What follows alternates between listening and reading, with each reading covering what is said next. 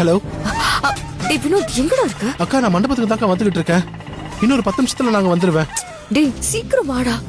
அப்புறம் நான் சொன்ன மாதிரி யாருக்கும் தெரியாத மாதிரி தானே பர்தா போட்டுட்டு வர? ஆமாக்கா, அந்த ட்ரெஸ்ல தான் நான் வந்துட்டு இருக்கேன். Very good. இங்க ரொம்ப கெடுபடியா போகுதுடா. மண்டபம் மொத்தமும் போலீஸும் அவங்க ஆளுங்களுமா இருக்காங்க. அவங்க என்னையும் வேலுவையும் தான் ஃபாலோ பண்ணிட்டு இருக்காங்க. கல்யாணத்துக்கு வர கெஸ்ட் எல்லாரையுமே கழுகு மாதிரி செக் பண்றாங்க. அப்புறம் உன்னை பார்த்து அவங்க அடையாளம் கண்டுபிடிச்சிட கூடாது.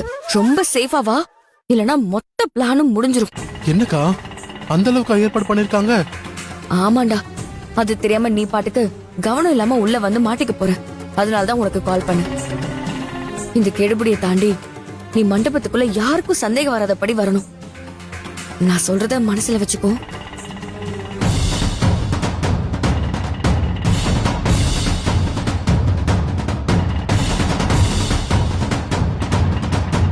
நான் சொல்றது எல்லாமே புரிஞ்சுச்சா?